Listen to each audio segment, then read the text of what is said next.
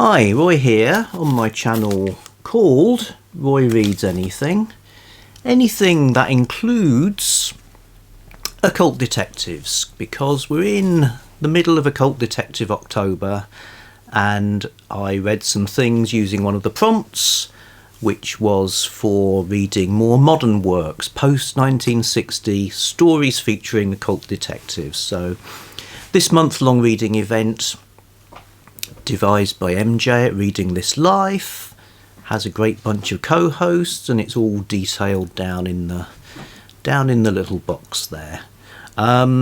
So yeah, modern. Now this was my less familiar territory, because I've read lots of the old sort of classic type of occult detective stories, and I sort of went also out of my comfort zone in reading some of the popular things, because I've always had a bit of a sort of arch kind of resistance to reading things that everybody likes, and particularly books where look as if they're almost made for me to read. I would immediately sort of spurn them in favour of something more obscure. Which leads me to Aaronovitch and Rivers of London. So yeah, this is one of those, I think, where the idea of a book that has sort of occult or sort of divine characteristics of places would be spot on for me to read. And Dr. Jenny really likes all of these books, and for some reason I've never read them. So because you cussed, that's why. Cussed, it's Sussex. Sussex we won't be druv. But I have allowed myself to be druv to reading this, and it was fantastic, really good. I gave it five stars on Goodreads and all that. Stuff I liked about it as last man in the world not to read it. Well, I did like the mythology, and yes, it's kind of urban fantasy, but I suppose I have a prejudice against urban fantasy, thinking it's going to be a sort of a YA book with a tribe of vampires fighting a tribe of werewolves or something like that. Yes, great. And it's a lot more. There's a lot more to it than that, and the way that sort of occult and spiritual forces are embodied in a familiar environment. Really well done and really unusual. Added to that, you've got a likeable hero, I thought. It's funny. There's police procedural stuff that seems quite realistic. Obviously, it's set in Britain, so it has a sort of intriguing Britishness about it. The way the magic works, again, it's a lot more interesting than can I throw lightning bolts at level 5 sort of thing. There's lots of rules, and because it's a sort of in a way it's a progression fantasy, in that there's a character who in the course of the novel is in training to be a magically empowered policeman in the very tiny division of the police that deals with these sorts of things. So there's that sort of learning aspect as well, works really well. It features a character from popular culture as part of the baddiness. Character I've always personally found quite frightening and disturbing, even though they're not meant to be, so that was cool. And it has, I thought, an outstandingly entertaining time travel sequence. So lots and lots of pluses, really enjoyed this, and I'm glad we've got more on our family Kindle that I'll be able to read. Even if I do read What You Own, I'm going to allow books that have been purchased by either of us that I have access to for reading those. So yeah, that was good. And other stuff I read coincidentally included some other legendary London figures. So I thought I'd delve into some of the sort of anthologies of recent occult detective supernatural investigator sort of things that I've had on the shelves and not read.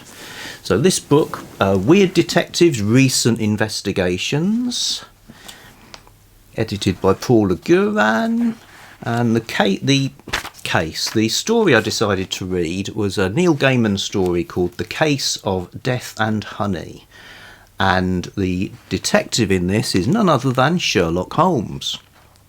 Sherlock Holmes, consulting detective, lives at 221B Baker Street, where he's assisted by Dr. Watson, and they have a housekeeper called Mrs.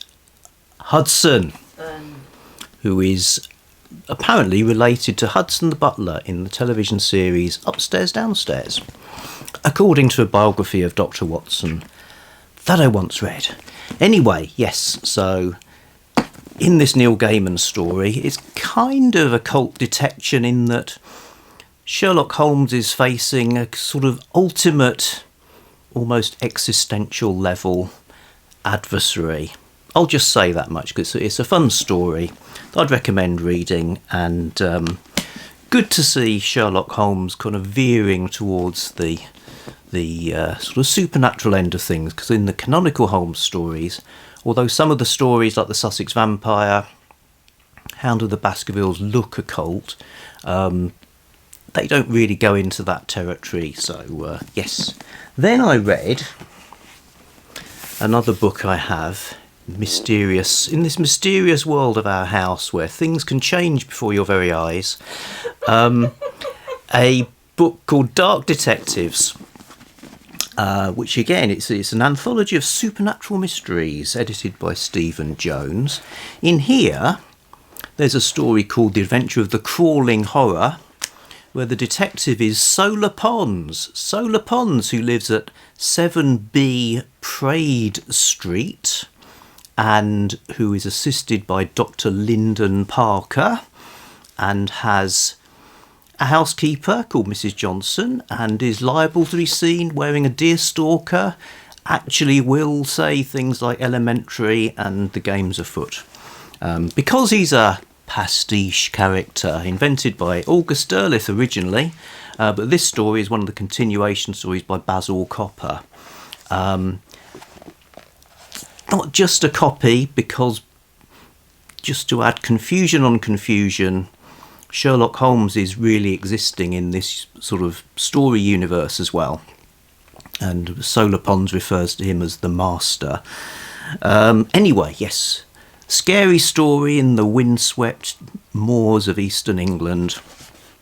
Very good. I'd say this is a great looking anthology. They're supernatural mysteries rather than necessarily full-on occult detective stories, but not a problem. And then thirdly, I read a story featuring Sexton Blake, a consulting detective who lives in Baker Street and has a housekeeper called Mrs. Bardell.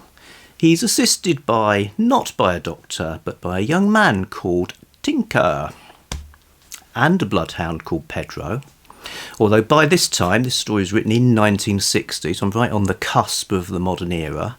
In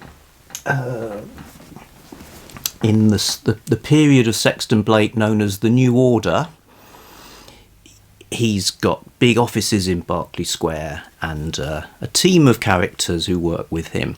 And in fact, this story, Bred to Kill, is in this book called New Order, edited by Mark Hodder, which is great. So, why did I read this? Because I got the sense that it had supernatural elements in it. So Sexton Blake isn't often to be found confronting supernatural menaces, but doesn't mean never.